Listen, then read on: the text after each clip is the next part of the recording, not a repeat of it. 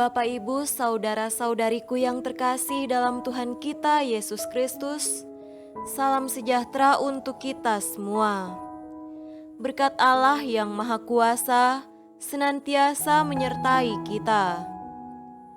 Hari Senin tanggal 26 Juli tahun 2021 adalah peringatan wajib Santo Yoakim dan Ana, orang tua Santa Perawan Maria.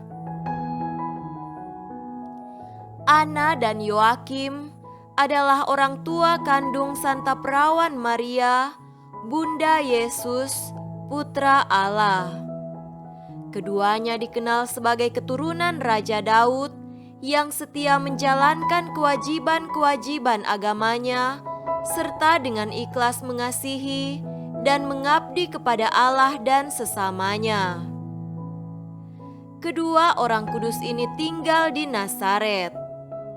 Dari buku-buku umat Kristen abad kedua, diketahui bahwa pasangan ini amat mengharapkan karunia Tuhan berupa seorang anak.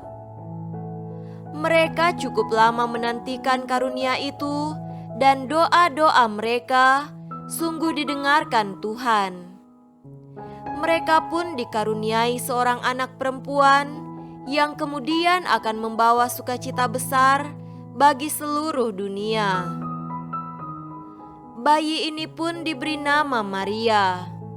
Bagi Ana, Maria lebih merupakan buah rahmat Allah daripada buah kodrat manusia.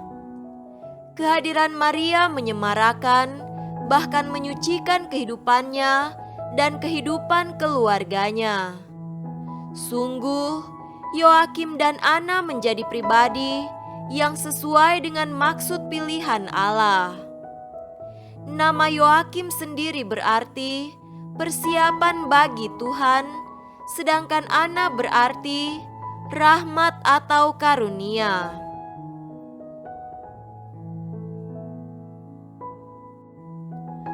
Marilah kita mendengarkan dan merenungkan bacaan-bacaan kitab suci. Bacaan pertama dari kitab Putra Sirak, pasal 44, ayat 1, dilanjutkan dengan ayat 10 sampai 15. Dan sekarang kami hendak memuji orang-orang termasyhur, para nenek moyang kita, menurut urut-urutannya. Tetapi yang berikut ini adalah orang kesayangan yang kebajikannya tidak sampai terlupa. Semuanya tetap tinggal pada keturunannya sebagai warisan baik yang berasal dari mereka. Semuanya tetap tinggal pada keturunannya sebagai warisan baik yang berasal dari mereka. Keturunannya tetap setia kepada perjanjian-perjanjian, dan anak-anak mereka pun demikian pula keadaannya.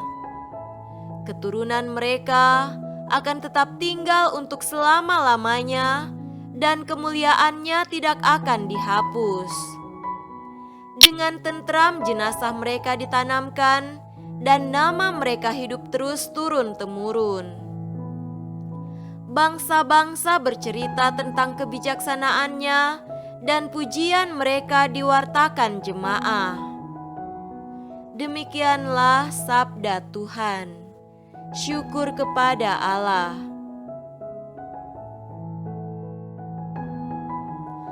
Tuhan beserta kita sekarang dan selama-lamanya. Inilah Injil Yesus Kristus menurut Matius. Dimuliakanlah Tuhan.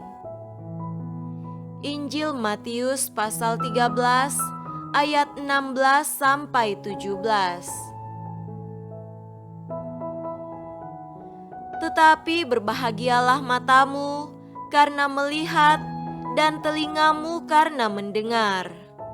Sebab aku berkata kepadamu, sesungguhnya banyak nabi dan orang benar ingin melihat apa yang kamu lihat, tetapi tidak melihatnya, dan ingin mendengar apa yang kamu dengar, tetapi tidak mendengarnya. Demikianlah Injil Tuhan. Terpujilah Kristus.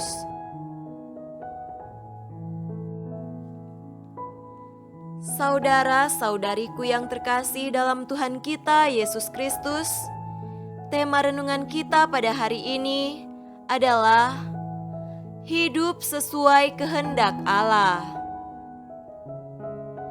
Menjadi bagian dalam kekristenan sesungguhnya sangat membahagiakan. Dalam kekristenan ini, kita melihat dan mendengarkan kisah-kisah Allah. Kekristenan sesungguhnya adalah hadiah terbesar dari Allah bagi manusia. Di dalamnya tergambar dengan jelas sekali kerinduan dan harapan Allah, juga firman Allah. Di dalam kekristenanlah sebenarnya kita dapat melihat apa yang sangat ingin dilihat oleh orang-orang yang berjuang mencari kebenaran. Dalam kekristenan pula lah kita mendengar apa yang sebenarnya sangat ingin didengar oleh orang-orang yang mencintai Allah. Saudara-saudariku terkasih, untuk kita yang terlahir dalam keluarga Kristiani, patutlah kita berbangga dan berbahagia, sebab untuk kita Allah memperlihatkan dan memperdengarkan rahasia-rahasianya. Pengalaman kita bersama Yesus dalam gereja sesungguhnya adalah pengalaman bersama Allah. Kita tidak lagi meraba-raba atau mereka-reka seperti apakah wajah Allah itu. Dalam kekristenan, Allah bukanlah hasil perkiraan manusia. Dalam kekristenan, kita melihat Allah dari muka ke muka. Kita mengecap, bahkan menyantap tubuh dan darahnya dalam perayaan Ekaristi. Tentu adalah tugas kita kemudian untuk hidup seturut rahmat itu. Karenanya adalah sebuah ironi jika seorang Kristiani memiliki pola dan prinsip hidup yang berseberangan dengan kehendak Allah. Adalah sebuah penistaan jika setelah kita menyambut Allah dalam diri kita, lantas kita bertutur kata dan bertingkah laku seolah-olah tak pernah menyambut Allah. Kita perlu ingat bahwa setiap orang Kristen wajib mengekspresikan diri sebagai orang-orang yang telah mengenal, melihat dan mendengarkan Allah. Keselamatan itu berarti kita telah mengenal Allah dan menyatakannya dalam sikap, tindakan dan tutur kata kita yang sesuai dengan kehendak Allah. Semoga demikian. Amin.